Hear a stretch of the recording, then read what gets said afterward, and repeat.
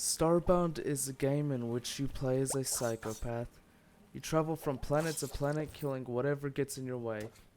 Mostly just the local wildlife, but sometimes you also kill guards that are tired of you stealing everyone's shit. While on your spree of theft and murder, you might glance at the story. Or at least all I did was glance at it. Here's the plot. After some tentacles come and attack Earth, you leave. There's a bit more to it than that, but why should I or anyone else care?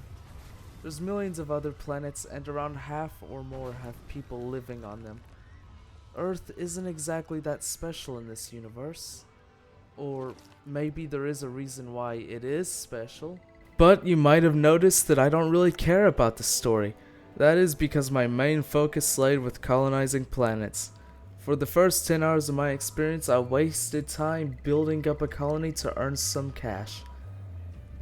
On each house, I would work to make it as unique as I could with the limited amount of resources that I had. The tenants that lived in my colony didn't quite understand that cash is the main form of rent in most places. They thought of me as a friend instead of a landlord.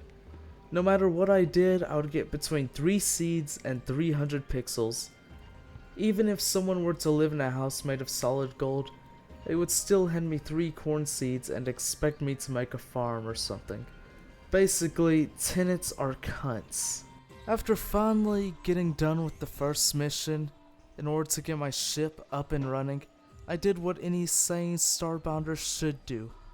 I evicted everyone that ever gave me seeds and shoved them into tiny boxes deep underground on the moon.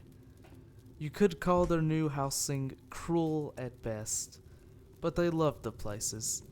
To them, the shitty caves of a bland rock in space is like beachfront property. So many pixels came flooding in, and I didn't know what to do with them. All the canned food in the world will be mine! All mine!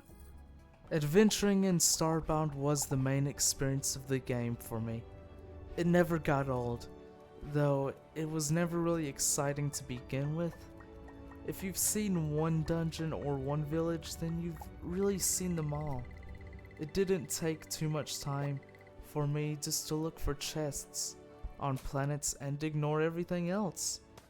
It didn't matter what they contained, everything I found got turned into pixels anyways. But I didn't need pixels though. In the infinite universe of Starbound, there isn't a lot to buy. And in this infinite universe, there is one aspect that I should probably mention. Randomly generated creatures. There, I mentioned it. At first you'll go in thinking, wow, look at all these awesome creatures. I wonder what the ones on the other planets will look like. Then you'll travel a bit and realize that randomly generated monsters are kind of rare and very bland.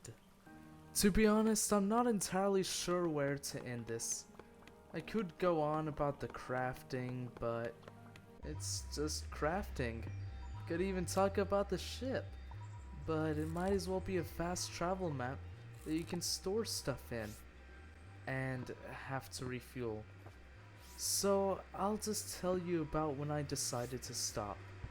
On the final mission, I went through a gate and discovered that the boss was somewhere on this new and interesting world. The first thought to come to mind was, that's enough of Starbound, time for anything else.